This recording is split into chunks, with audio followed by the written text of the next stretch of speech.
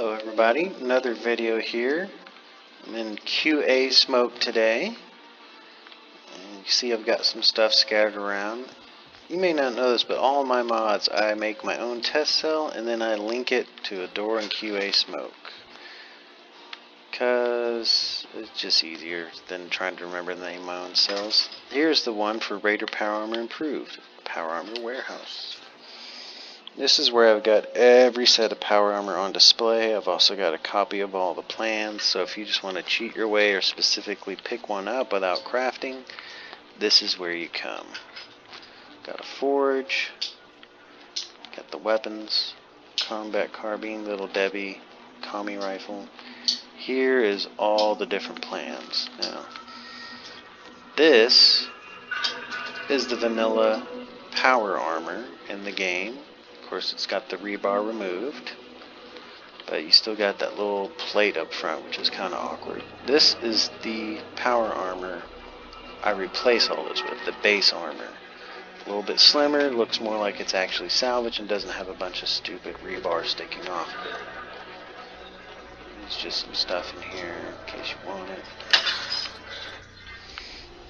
Now, here is this side of the building is some random armors that may spawn on different enemies. Here's the titanium power armor, photophylactic, Nuka World, prism. Of course, this is PC is the only one you get all the paint jobs on because Xbox has limitations and textures take up space. Photophylactic. That one's probably bugged.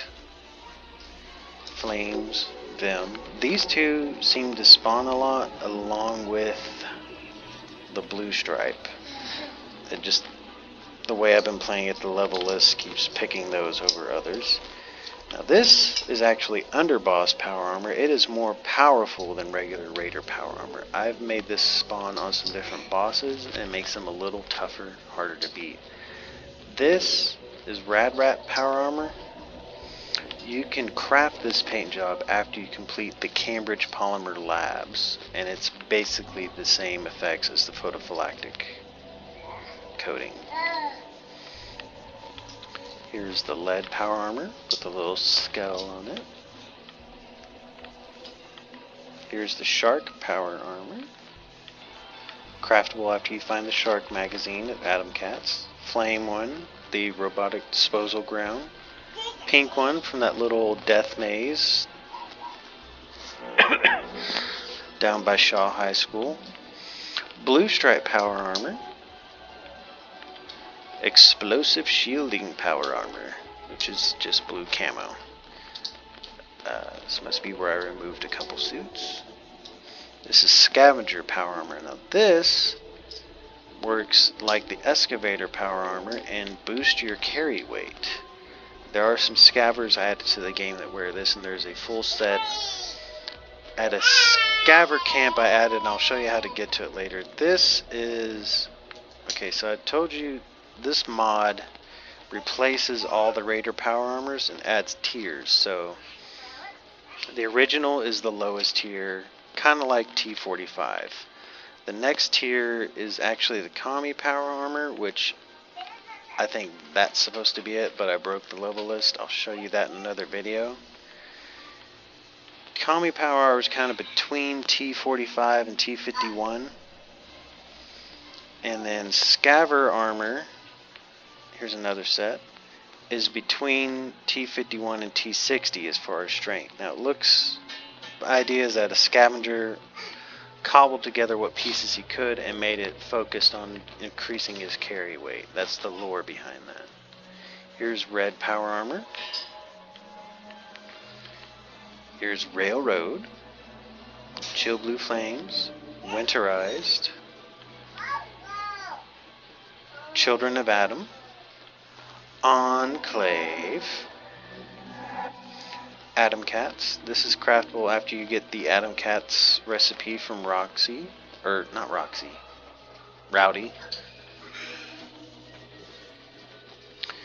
Here's Abraxo Underboss power armor. Oh, here's the commie power armor. The idea is that the communists scavenged several suits and stole plans from the US and made their own power armor. Here is Paladin Brandis Survivor armor. It turns up next to his little bunker. I'll show you that in another video. Military. Vault Boy. There's actually an unmarked quest to get this. I'll show you that later as well. This is Slag's original armor. I thought it was boring, so I upgraded him. He has the forged power armor paint, and the plan is in Sagas.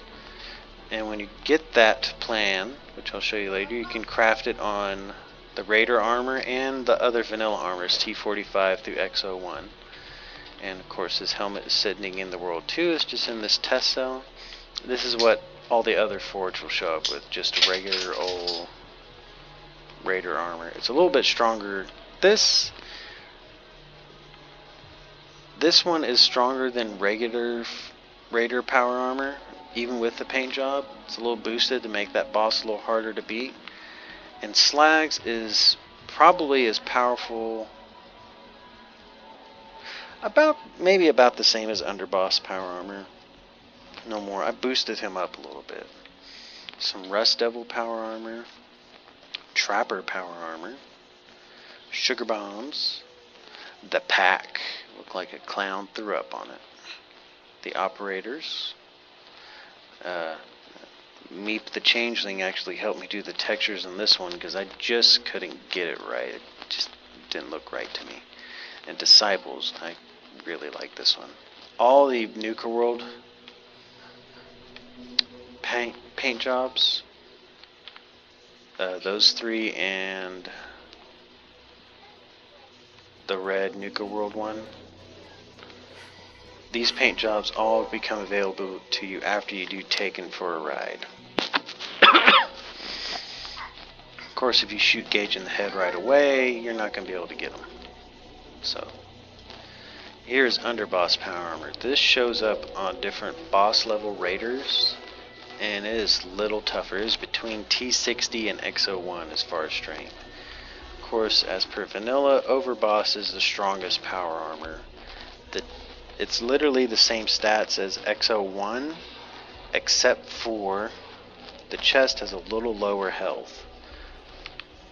Now when you craft it, this is what you get, and the only difference between this and the vanilla Overboss power armor is when you craft the chest piece, it doesn't have the coils on it. Because crafting something with legendary can make your game crash. Oh, and Minutemen Raider power armor, because why not? Apparently they're all just farmers anyway. So this is a nice little display of everything that's out there.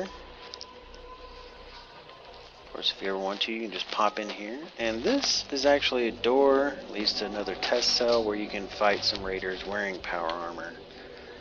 That doesn't really serve any point in the mod, it's just where I was testing some things. I don't want to go there now because I'm only level 8 and they would rip me apart.